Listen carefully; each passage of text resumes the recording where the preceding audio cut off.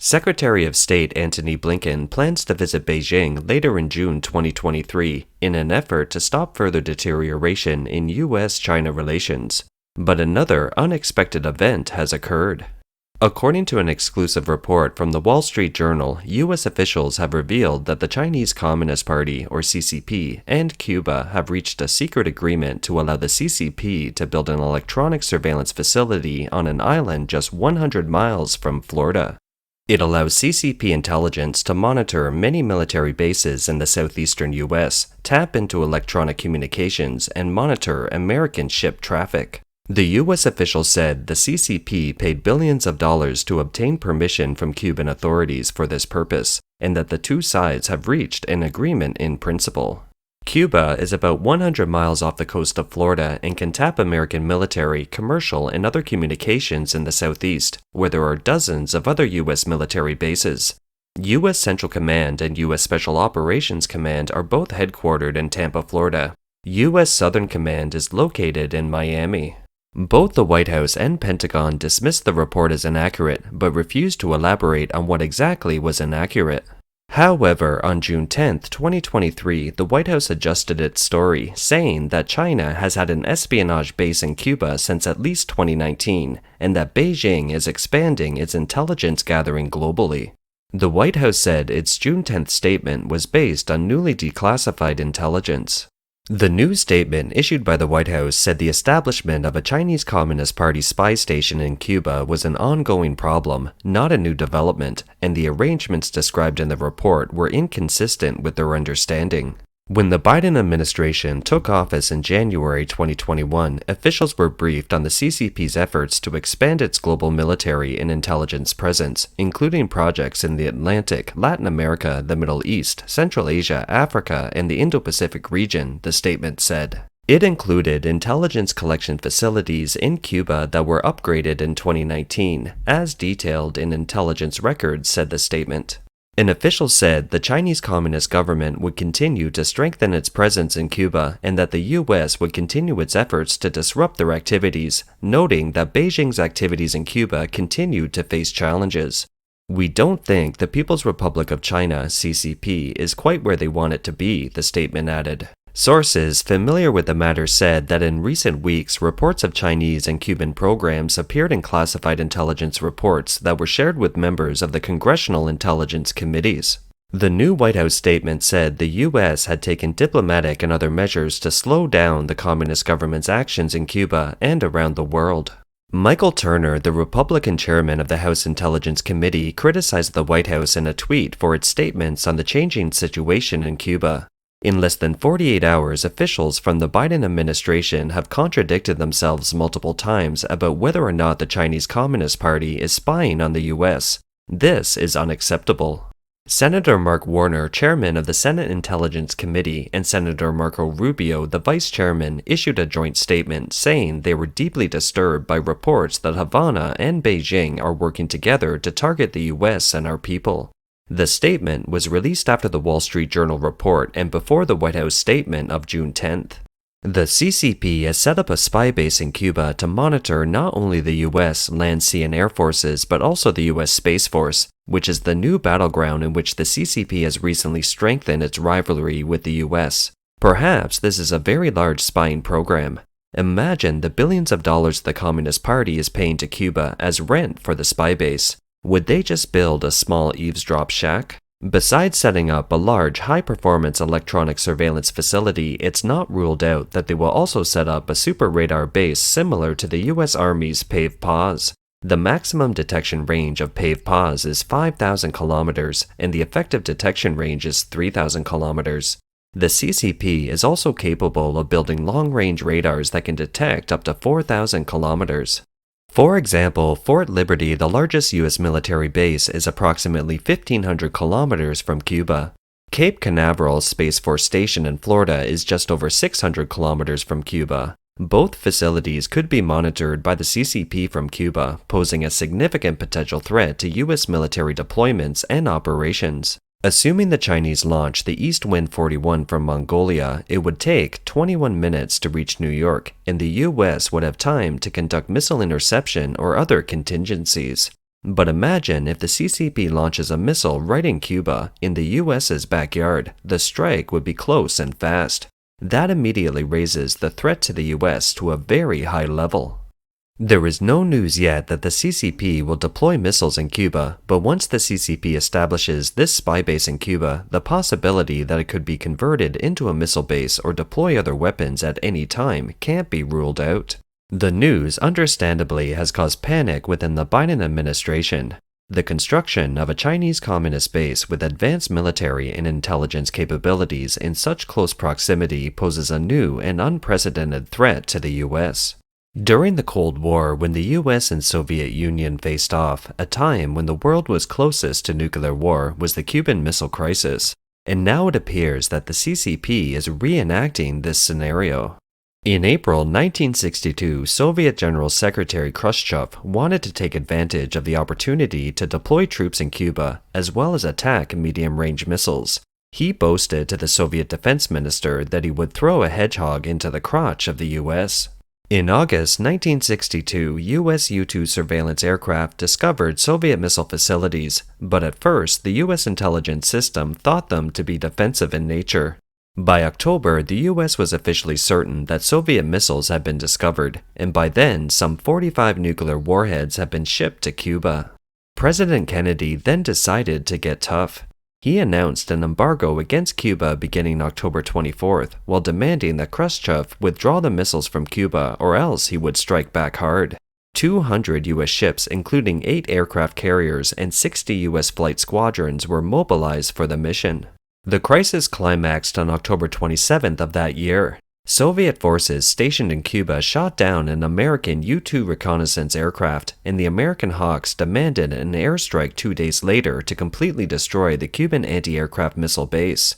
Kennedy immediately ordered 10 Minutemen ICBMs to be put on alert in preparation for an attack on the Soviet Union. Ultimately, in a game of chicken, the Soviets decided to withdraw the missiles from Cuba. In response, the US lifted the embargo on Cuba and agreed to withdraw the missiles from Turkey. The Cuban Missile Crisis dissolved at that point. This crisis was rooted in the American belief that Cuba was so close to the US mainland that the slightest misstep could lead to immediate war.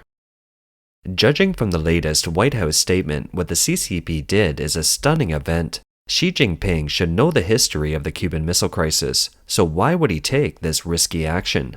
Arguably, this incident is more serious than the spy balloon entering US airspace in February 2023. This is because the CCP can blame it on the high winds that blew the balloons into the US. But now, building a spy base right at the southern gate of the US, there is really no other explanation than to collect intelligence from the US military in preparation for doing harm to the US. This can be considered an indication that Xi Jinping has escalated his confrontation with the US. Xi is betting that the docile Biden administration won't take drastic action. Indeed, we saw as well that the White House and the Department of Defense tried to downplay the event the day the Wall Street Journal story came out. So I've seen that reporting. I can tell you based on the information that we have that is not accurate, that we are not aware of China and Cuba developing any type of spy station. Separately, I would say that the relationship that those two countries share is something that we continuously monitor. I would say that as you've heard us say many times, China's activities both in our hemisphere and around the world, any concerning activities are something that we will continue to watch closely.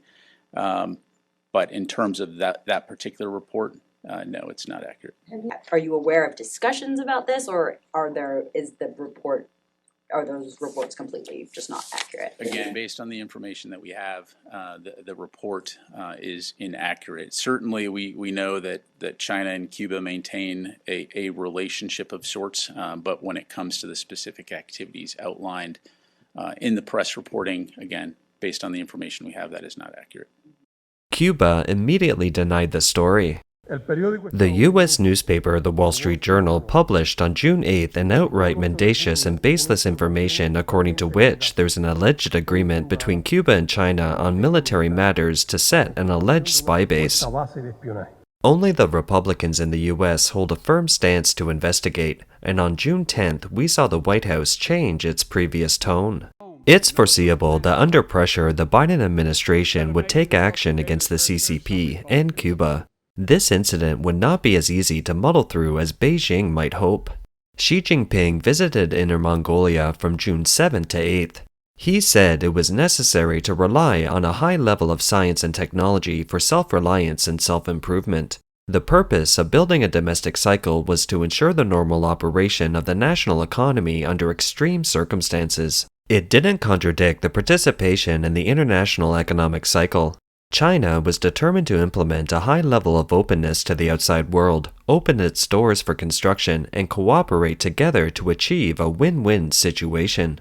Xi Jinping admitted that the purpose of building a large domestic cycle was to guard against extreme circumstances in which China's economy could still function normally. What are the likely extreme circumstances for the CCP? Let's consider this.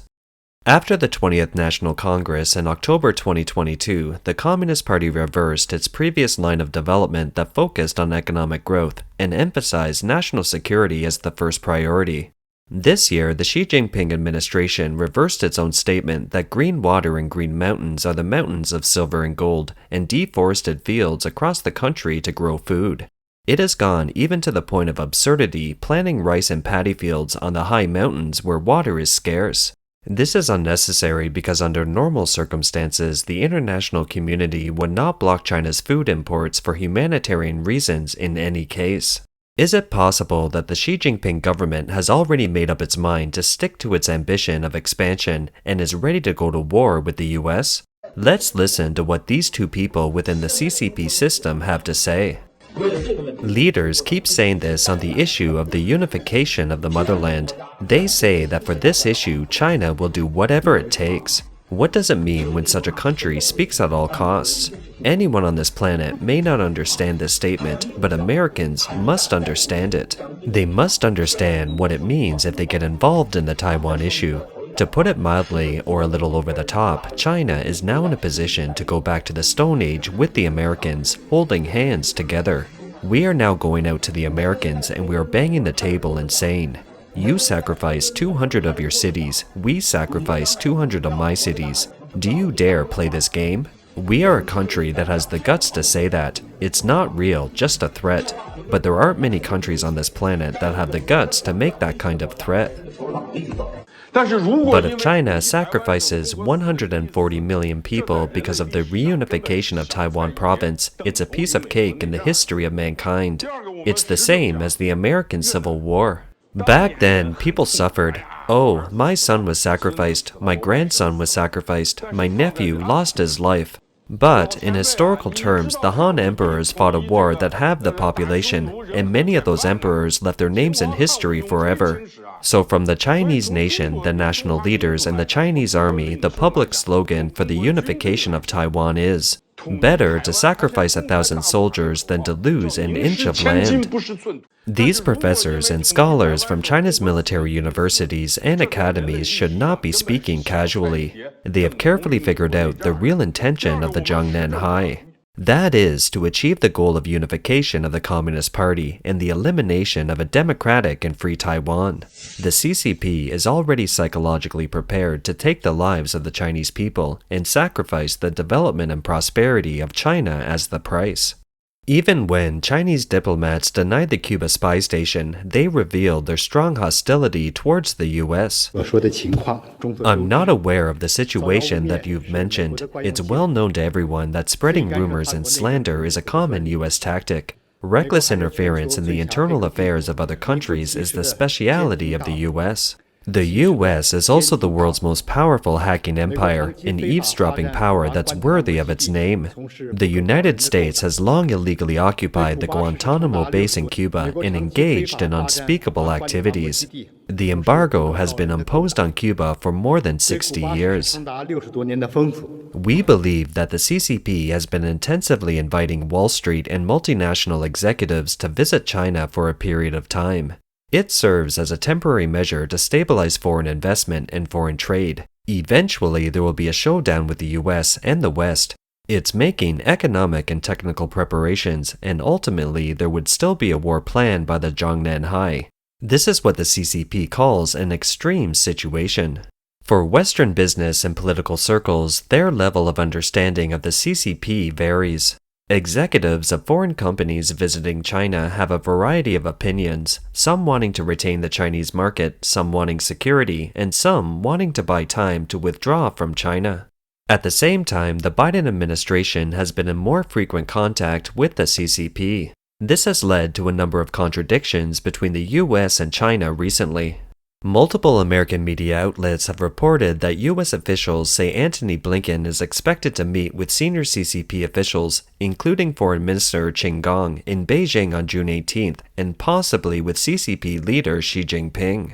The officials spoke on condition of secrecy because neither the U.S. State Department nor the Chinese Foreign Ministry have confirmed the visit. In May, President Joe Biden predicted a thaw in U.S. China relations. Within days, Chinese Commerce Minister Wang Wendao flew to the U.S. for talks with Commerce Secretary Gina Raimondo and U.S. Trade Representative Catherine Tai.